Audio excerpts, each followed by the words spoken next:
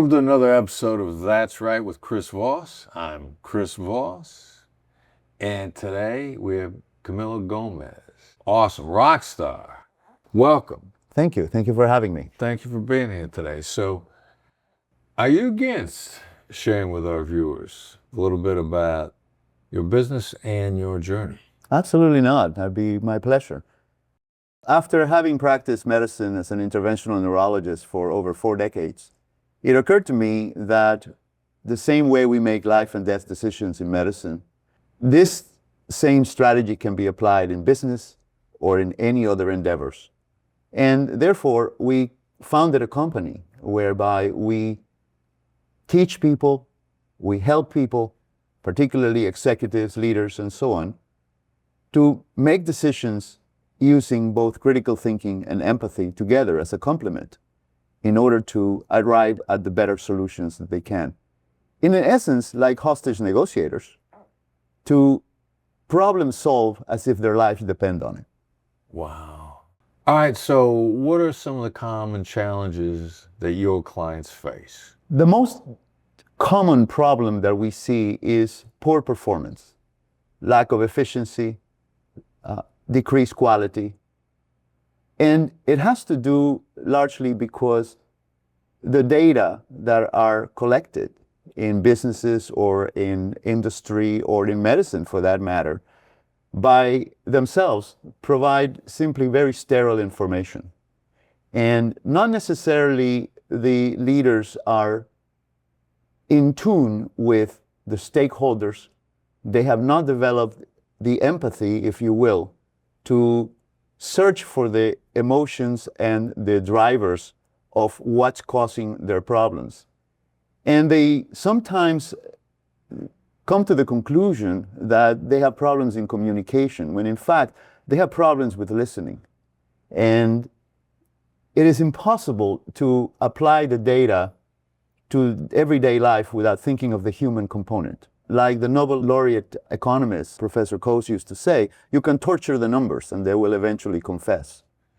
But the message that they will give you is a sterile message. Unless you understand the people and get to what makes them and motivates them and have them apply on a daily basis, it is impossible to actually drive to a practical solution. So we bring to them a way of applying critical thinking, developing clarity of thought, and then on the other hand, understanding what the drivers are so they can apply a better solution. Right, okay, so then what strategies do you use to gain that understanding? I am a firm believer on what you guys have come to call the behavioral change staircase model. And one of the things that we have found that is missing is active listening, the first step. You cannot arrive to empathy without having active listening.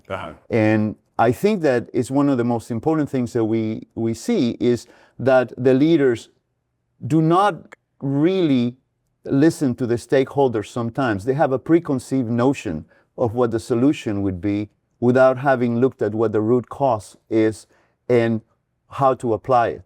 Coach Bear Bryant used to say, never confuse activities with accomplishment.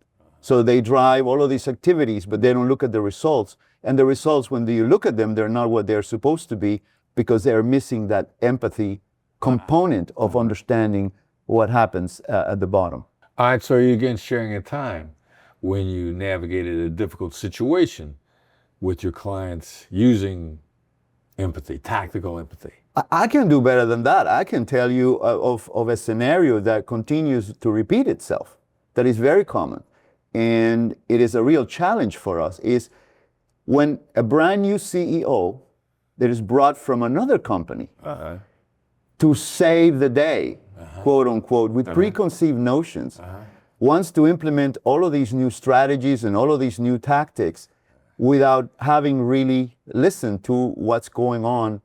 And one of the reasons I like your teachings so much is the fact that I have found the best way to manage the situation is not to convince them of anything, but let them convince themselves by virtue of using calibrated questions that drives their thinking to find the solution themselves. When they come up with a new strategy, it's simply to ask, how do you think that's going to work out? How do you view this working out? What metrics are you going to use? How do you view, have you asked other people what they think about this? And that drives them to themselves, convince themselves, what I call the wives strategy. So most wives, they know how to manage you because they make it look like it's your idea.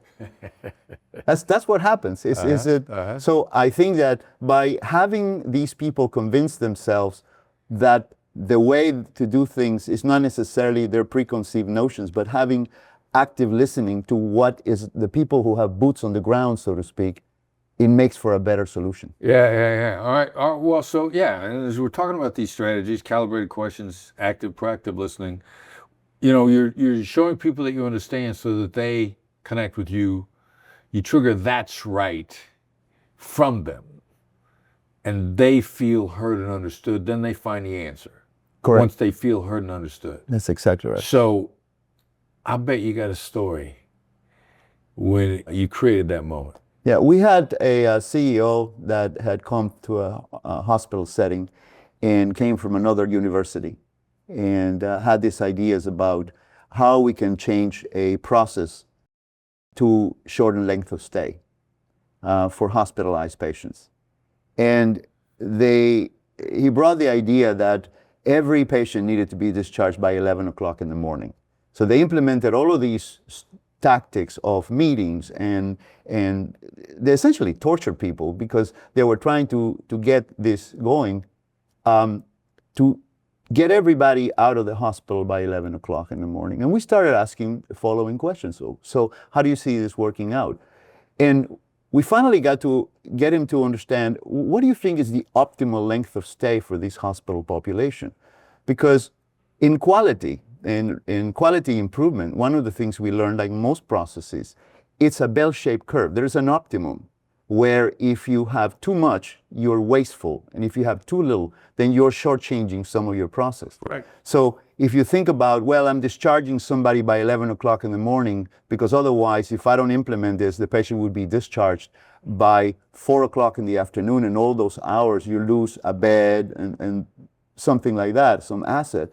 Well, it could be that that patient that you're trying to discharge by 11 o'clock in the morning could be actually discharged the day before if your processes are better. So by identifying, and rather than just having an arbitrary time of the day, you get them to understand that each patient, there are components to the process that if you remove that constraint, you can actually shorten it. And instead of looking at the 11 o'clock in the morning, you look at what is the optimum, what is the best for that particular population. And that's what happened. We actually identified the processes that were delaying things. For example, there were some services that were not being applied during the weekends. So if a patient is admitted on a Friday and has to stay until Monday for a particular test, that's 3 days that you lose over there. So essentially, you can shorten that length of stay even further by having them have the test during the weekend. Finding the optimum. Finding the optimum and finding the constraint. All right, so if someone wants to learn more about you and how they can work with you, how do they find you? Well, the easiest thing is we published a book not too long ago, which is called Empathic Reasoning for Extraordinary Results, which shows some of these ideas, but they can go on our website and they can either ask for a consultation, they can ask for a keynote speech, whatever they need. And we can either consult for them or teach them. So you can come to us and say, well, I want you to fix this for me.